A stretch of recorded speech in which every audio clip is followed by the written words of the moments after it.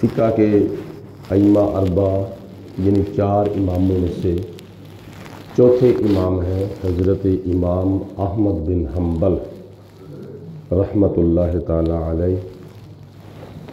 आपकी तक़लीद करने वाले हम्बली कहलाते हैं और आपकी फ़िक़्ह हम्बली है। हज़रत इमाम अहमद बिन हम्बल रहमतुल्लाह ताला अलैह तक जब ये हदीस पाक पहुँची तो आपने इरशाद फरमाया, मैं भी इस दुनिया से आखिरत के लिए 3 चीज़ें मुंतखब करता हूँ, पसंद करता हूँ।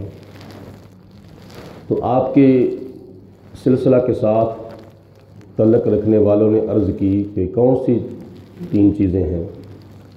आपने इरशाद फरमाया कि पहली चीज़ मैं ये पसंद करता हूँ कि नबी पाक सल्लल्लाहु अलैहि वसल्लम के अहकामात की पैरवी की जाए, अताअत की जाए, हुज़ूर अलैहिस्सलातु वस्सलाम के हुक्म के ऊपर अमल किया जाए।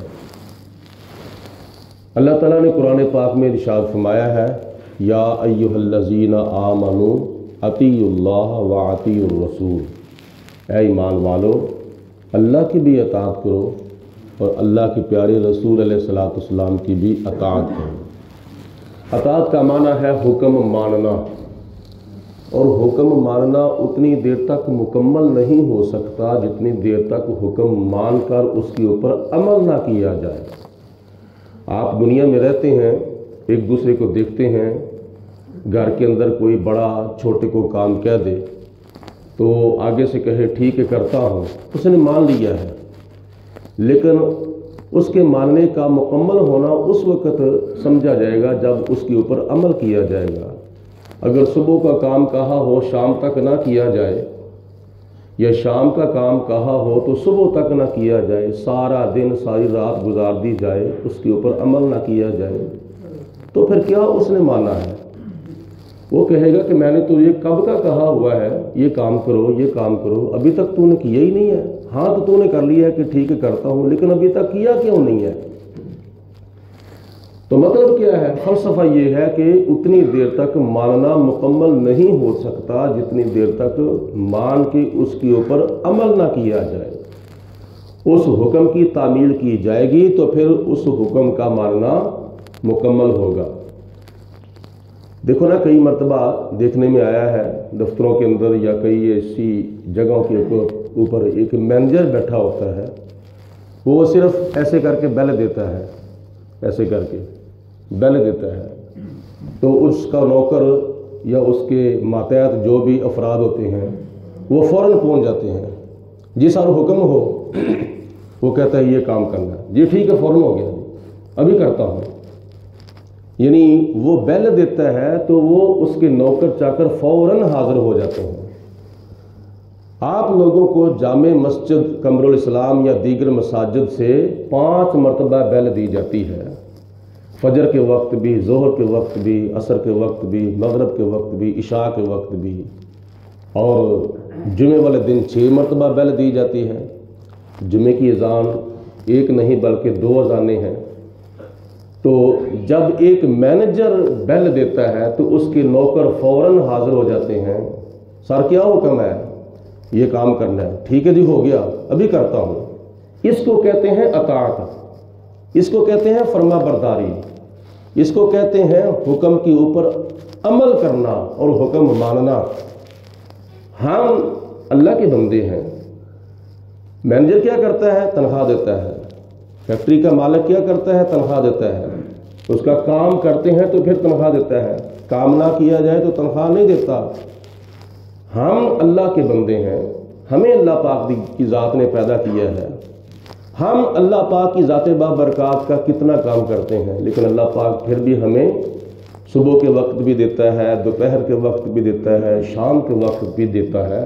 बल्कि वायात में तो यूँ आता है कि जब शाम का वक्त होता है सारे दिन के अमाल जो है वो फरिश्ते लिखते रहते हैं, नेकियां बदियां। जब शाम को अल्लाह की बारगाह में वो फरिश्ते हर बंदे का नामा अमाल लेकर हाजिर होते हैं تو صبح کے وقت اللہ پاک انہی فرشتوں کے ساتھ وہ اس بندے کا رزق جو ہے وہ بھیج دیتا ہے. دوسرے دن کا رزق اللہ تعالیٰ انہی فرشتوں کے ساتھ بھیج دیتا ہے. کتنی اللہ تعالیٰ کی مہربانی ہے، کتنی اللہ تعالیٰ کی کرم نوازی ہے. لیکن ہمیں اپنے گریبان کے اندر منہ ڈال کر غور کرنا چاہیے کہ ہم کس جگہ پہ کھڑے ہیں اور کیا کر رہے ہیں. تو پہلی چیز آپ نے کیا پسند کی؟ نبی پاک صلی اللہ علیہ وسلم کی اطاعت کی جائے. دوسری چیز آپ نے پسند کی کہ حضور علیہ السلام کے انوارات سے برکت حاصل کی جائے. حضور علیہ السلام سراپا نور ہیں. قد جاءکم من اللہ نور.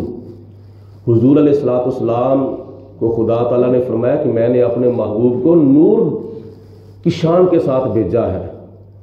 اور بھی شانیں بڑی دی ہیں، لیکن یہ بھی آیت ہے قرآن پاک کی قد جاءکم من اللہ نور. اور حضور علیہ السلام خود بھی نور ہیں، بلکہ منبع نور ہیں، مرکز انوارات ہیں. اور آپ کے ساتھ جو چیزیں لگنے والی ہیں، جن چیزوں کو آپ سے نسبت ہو گئی، اللہ تعالیٰ نے ان کو بھی نور بنا دیا. حضور علیہ السلام کی اولاد بھی نور ہے، حضور علیہ السلام کے بیٹے بھی نور ہیں، حضور علیہ السلام کی بیٹیاں بھی نور ہیں. نبی پاک صلی اللہ علیہ وسلم کے کپڑے بھی نور، نبی پاک علیہ السلام کا بستر بھی نور، نبی پاک علیہ السلام کی ازواج مطہرات بھی نور. حضور علیہ السلام کے ساتھ جس کو بھی نسبت حاصل ہو گئی. صحابہ کرام کا کیا طریقہ تھا جو کہ حضرت امام احمد بن حنبل نے پسند کیا ہے. آپ کیا فرماتے ہیں کہ مجھے یہ چیز پسند ہے کہ نبی پاک علیہ السلام کے انوارات سے برکت حاصل کی جائے. صحابہ کرام کیا کرتے تھے؟ نبی پاک علیہ السلام جب خط بنوانا شروع کرتے تھے یا حجامت کرواتے تھے تو صحابہ کرام کی لائنیں لگ جاتی تھیں. صحابہ کرام چاہتے تھے کہ نبی پاک علیہ السلام کے منہ مبارک، حضور علیہ السلام کے بال مبارک، سر مبارک کے بال، داڑھی مبارک کے بال شریف مجھے بھی نصیب ہو جائے. ایک ایک بال کو ایک ایک صحابی ترستے تھے. اور جب آپ وضو کرتے تھے تو صحابہ کرام نبی پاک علیہ السلام کے وضو کا مستعمل پانی زمین پر نہیں گرنے دیتے تھے. ایک ایک قطرے کو صحابہ کرام ترستے تھے کہ مجھے نبی پاک علیہ السلام کے وضو کا پانی جو ہے اس کا ایک قطرہ بھی میسر آ جائے. اور ایک قطرہ بھی اگر کسی صحابی کو مل جاتا تھا تو وہ اپنے چہرے کے اوپر مل لیتے تھے.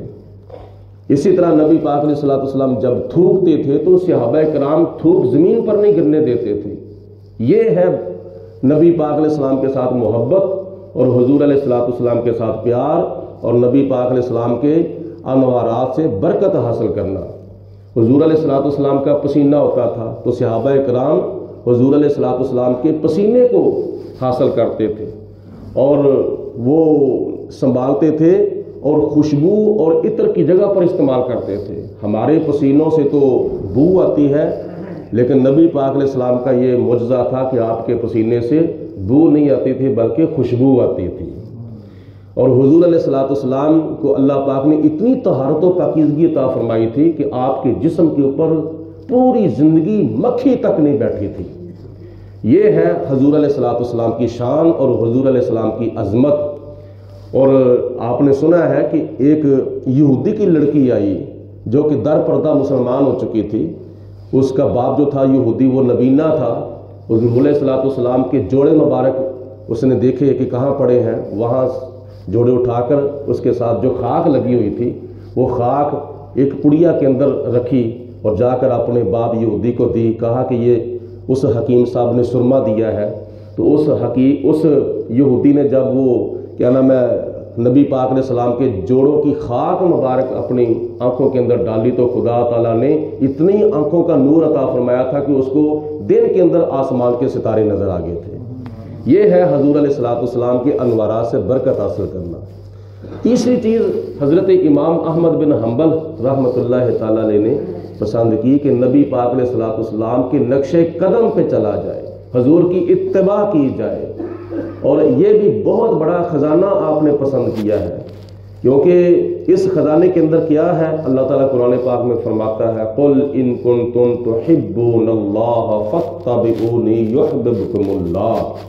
اے میرے محبوب ان کو کہہ دو اگر تم خدا سے محبت کرنا چاہتے ہو تو تم اپنے مقصد میں کامیاب ہرگز نہیں ہو سکتے جتنی دیر تک تم میری اتباع نہیں کرو گے، میری پیروی نہیں کرو گے۔ جب تم میری پیروی کرو گے تو پھر خدا تمہیں کیا عطا فرمائے گا؟ یحببکم اللہ، پھر خود خدا تم سے محبت کرے گا۔ یعنی نبی پاک علیہ السلام کی محبت جو ہے وہ اتنا بڑا خزانہ ہے کہ خود خدا اس بندے سے محبت کرتا ہے جو نبی پاک علیہ السلام کے ساتھ پیار کرتا ہے۔ تو پھر محبت کی نشانیاں ہوتی ہیں، محبت کا صرف دعویٰ نہیں ہوتا، محبت کی دلیلیں ہوتی ہیں، محبت کی علامتیں ہوتی ہیں، محبت کی نشانیاں ہوتی ہیں۔ محبت کی ایک نشانی بھی ہمارے جسم کے اوپر نہ ہو تو ہم دعویٰ کریں غلامی رسول میں موت بھی قبول ہے، تو یہ دعویٰ ناکام ہے۔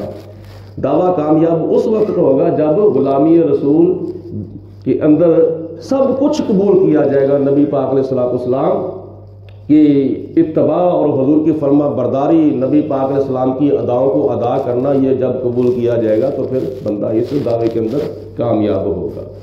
تو اللہ تعالیٰ قرآن پاک میں فرماتا ہے دوسرا خزانہ یہ تمہیں دیا جائے گا وَيَغْفِرْ لَكُمْ ذُنُوبَكُمْ، حضور کی اتباع اور حضور کی فرما برداری اور حضور کی اداؤں کو ادا کرنے کی وجہ سے خدا تمہارے بغیر معافی مانگنے کے گناہ معاف فرما دے گا۔ یہ بھی کتنا بڑا خزانہ ہے جو حضرت امام احمد بن حنبل نے پسند کیا ہے۔ یہ ساری گفتگو کا لب لباب یہ ہے کہ آپ فرماتے ہیں دونوں عالم میں تمہیں مقصود گر آرام ہے، اس کا دامن تھام لو جس کا محمد نام ہے۔ علامہ اقبال سے پوچھا جائے تو وہ فرماتے ہیں کہ محمد سے وفا تو نے تو ہم تیرے ہیں، یہ جہاں چیز ہے کیا لوح و قلم تیرے ہیں۔ بس یہ جو آپ نے تین چیزیں پسند فرمائی ہیں ان کا فائدہ کیا ہے؟ مختصر لفظوں میں یہی ہے کہ جو نبی پاک علیہ السلام کا مطیع فرما بردار تابع دار پکا سچا حقا امتی بن جائے گا، اس کو اللہ پاک دنیا کے اندر بھی کامیابیاں اور عزتیں عطا فرمائے گا، قبر کے اندر بھی کامیابیاں اور عزتیں عطا فرمائے گا، اور محشر کے میدان میں بھی کامیابیاں اور عزتیں عطا فرمائے گا۔ اللہ پاک ہم سب کو عمل کرنے کی توفیق عطا فرمائے۔ وآخر دعوانا الحمدللہ رب العالمین، الصلاۃ والسلام علیک یا رسول اللہ وعلی آلک وصحبک یا سیدی یا حبیب اللہ، الصلاۃ والسلام علیک یا رحمۃ للعالمین وعلی آلک وصحبک یا خاتم النبیین۔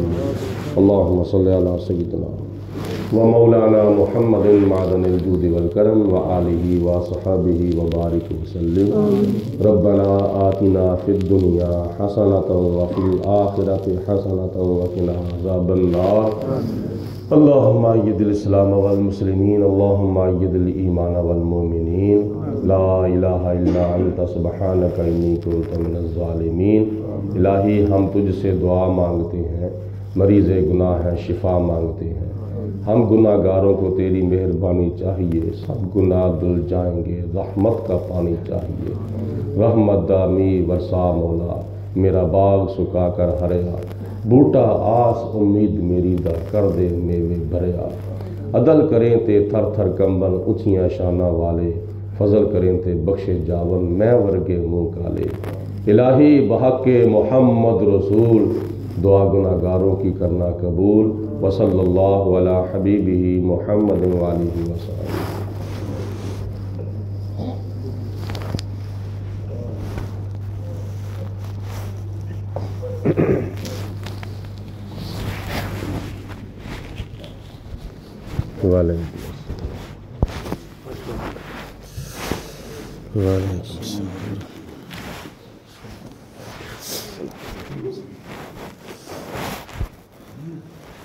وعلیکم السلام۔